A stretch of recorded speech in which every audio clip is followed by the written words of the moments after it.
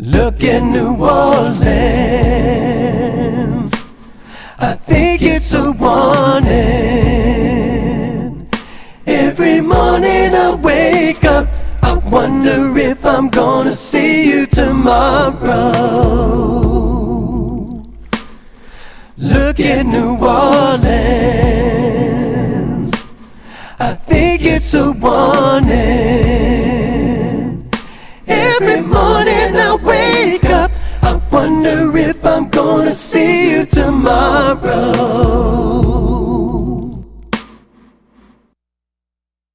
I've been talking a lot about focal lengths recently and story as opposed to tech and things like that. And, you know, I've been thinking a lot, and actually a couple of people made comments about this on my last few videos, how, you know, people often talk about 35 millimeters, you know. And 35 millimeters to me, like one of my favorite YouTubers, like one of the people that I've learned the most from. And I think it's because not only is he technically so proficient and so great at what he does, but he's a great storyteller on YouTube, which I find really unusual. Like obviously I've never seen any of his narrative or documentary work or anything like that. And I don't even know if he does that. I think he's just a travel photographer, but I have seen short films that he's put together. Like he has one called Andalusia, and his name is Brandon Lee. And when I was first learning how to use a camera, this was a few years ago, you know, I watched all of his videos, and he often talked about 35 millimeters. And I started to see around the YouTube space that a lot of filmmakers and photographers talked about how 35 millimeters, like if they could only have one lens, they would go with a 35 millimeter lens.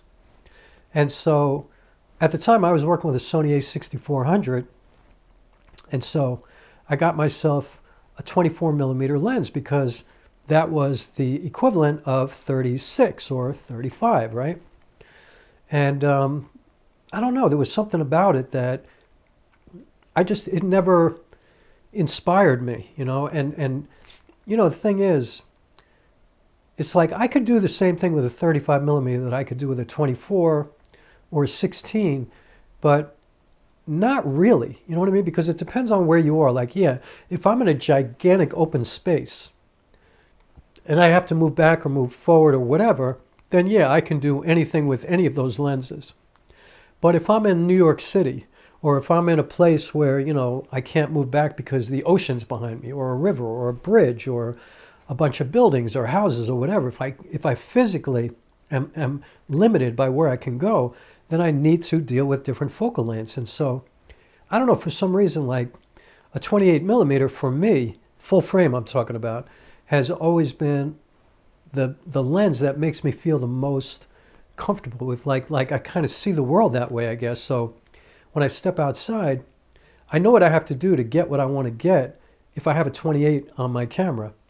And it's the same thing with a 50. Like I know the limitations of a 50 because, truth be told, I don't love 50 millimeters. And I do love the way it looks for like intense monologues, you know, like when I'm talking, or just intense close-ups of people's faces. I do like the way that looks as opposed to bringing a 28 close to somebody's face. It's different, you know, because the thing is, you don't have to bring the 50 that close to my face to fill the frame the same way that I would with a 28. So you get almost no distortion with the 50. With the 28, you get a little bit, you know. You don't get like what you would get with a 16 where your nose explodes and your eyes look weird. And, you know, 28 is kind of the cutoff point for wide angle. But everybody often talks about 35. You know, 35 is the go-to. And I actually shot a short film called Held by Ransom, which is about a dog. And it's a beautiful short story. It's a true story. And I shot the whole thing with a 35. And, you know, I didn't have any lights or anything. I just happened to be visiting somebody. And I had that lens with me. And I just shot, you know, like, it just, like if I had planned it, it would look so much better. And frankly, I didn't, like, put in any festivals or anything like that because I know the limitations of what I did. You know what I mean? Like, I had no lighting. I just kind of shot it. So the story is told and it looks fine and people love it. You know, it's great and I love it. I'm proud of it. But I shot it with 35 and I noticed that it was really flexible. Like I could pretty much get any kind of shot that I wanted to get, you know? And so I think 35 is kind of a boring focal length for me. But maybe that's because it can do everything, you know? Like maybe I never have to think about taking a 35 millimeter off my camera, because I'm not somebody doing sports or birding or anything like that, you know? Like I don't need a really long lens generally, you know? And I'm not somebody who's into like super crazy wide angle stuff, you know? I don't like that. But I do like a wide angle look. I do like storytelling that involves showing sadness or loneliness or isolation. And that often for me is showing somebody in a big environment looking small in that environment, you know? It's kind of humbling, you know? It makes you realize how big the world is and how profound it is, you know, and how sobering it can be. And I can do that really well with a 28, but I can do that with a 35. I just have to work a little bit harder. And like I said, sometimes there are going to be limits to that, because I have done that with a 28 where I don't know what it is, but sometimes with a 28, I just seem to be at the very, very edge of where I can possibly physically go to get the shot that I need. But it's been so rare that I haven't gotten what I needed. But I know if I only had a 35, I wouldn't have been able to do that. And so I've decided to run around with the 35 on my camera for the next couple of weeks and just shoot a bunch of stuff with only a 35 millimeter lens and, you know, think about storytelling. And the other thing that I'm really curious about is I have a 35 millimeter anamorphic lens. Now, it's an APS-C lens, and so it's technically a 52 millimeter on this camera. I have APS-C mode on my Panasonic S5. And my 35 millimeter, it's a Sirui 35 millimeter f1.8. It's a 1.33 squeeze factor, and that lens looks beautiful. Like, it's got mad character. Like, it's really got a vibe to it. And, but because it's anamorphic, it's not really 52. I feel like I'm getting kind of like 37 instead of 35, and that's totally a guess, but it just feels like a 35 millimeter lens to me. And so I think I'm going to also take this opportunity to compare, like, if I choose a scope type aspect ratio and I shoot some of it with the anamorphic lens and some of it with my aspherical lens, this I have a Minolta 35 millimeter f2.8 Rokkor lens. It's a vintage lens. It's all manual. And, you know, obviously my anamorphic lens is all manual. I wonder how that's going to look if I combine that footage, if I'm using an anamorphic lens with an aspherical lens. And if, other than the flares, if you're even going to notice, you know.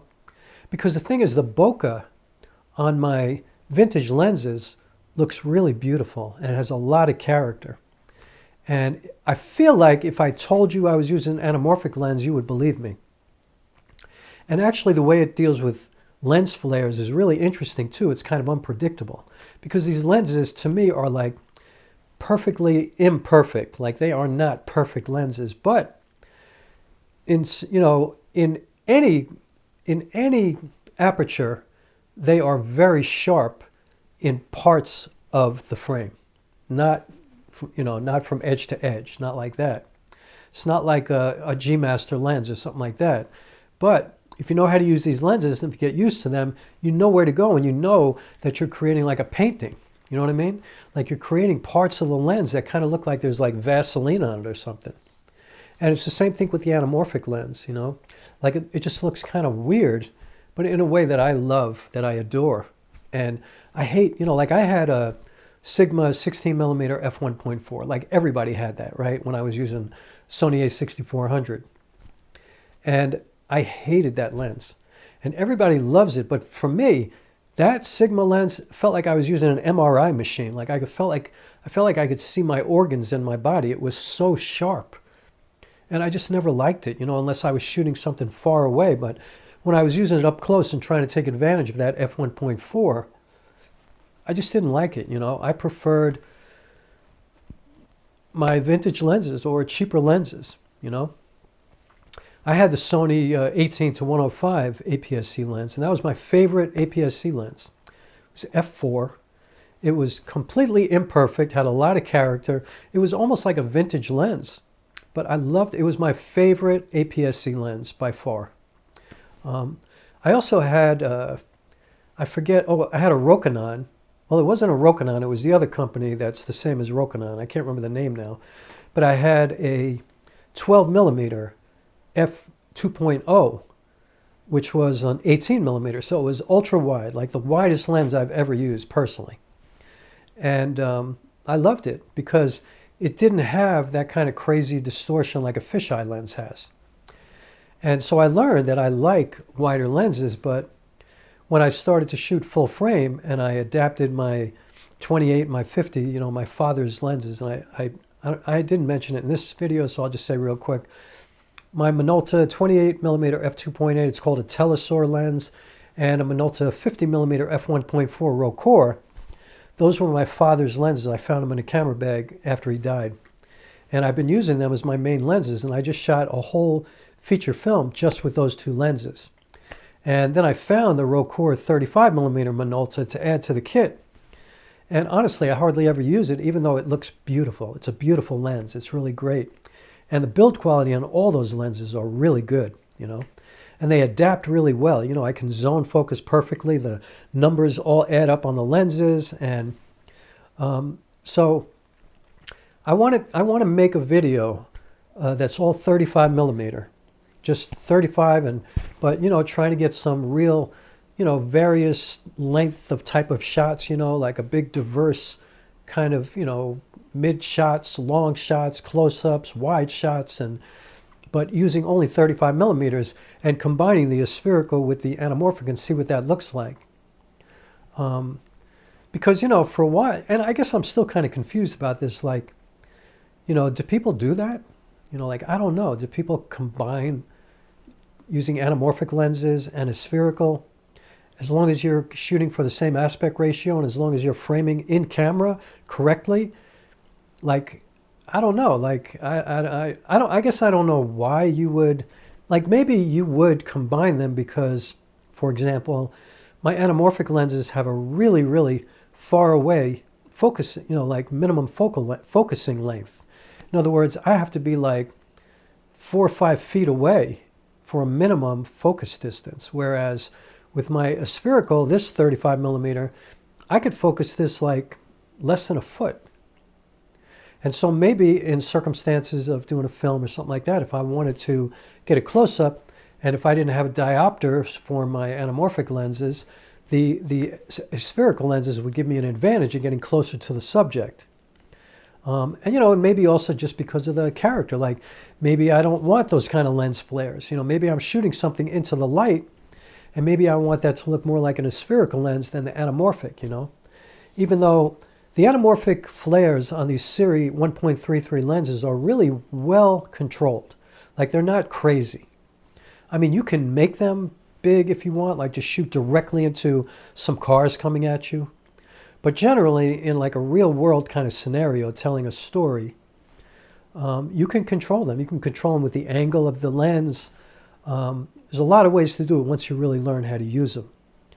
And so, yeah, it's interesting. You know, I'm kind of curious what people think if anybody has combined anamorphic with spherical lenses and what that sounds like, you know. I mean, obviously, I mean, you know, there are some great movies that actually use multiple aspect ratios too, you know. The Grand Budapest Hotel is a great example of there's 4:3, there's, I think there's scope and 4:3, and then maybe one other aspect ratio, I'm not sure. But, you know, aspect ratio is used for different periods of time. So that's interesting to me too. But in this case, I am going to choose 2:39:1, which is, you know, the aspect ratio that I use when I shoot anamorphic. Scope, I guess, is 2:35:1, you know, like officially or whatever. But I'm going to use it with the anamorphic and my aspherical lenses and see what that looks like combined. And create something over the next week or so. You know, that'll be my next video. And see what that looks like. And I'm just curious what, you know, if anybody has experience with that. And, you know, it's funny, that's like a real YouTube thing. Like, people ask you a question because they want you to comment. Like, I'm serious. Like, obviously, I'm not the YouTube game guy. You know what I mean? Like, I am really curious if anybody has combined the two, because I've never heard of it, but I don't know. Like, I never asked anybody either. And, you know, I actually have researched it online. I can't find any information about that. So, yeah, let me know what you think. And that's all I wanted to talk about today.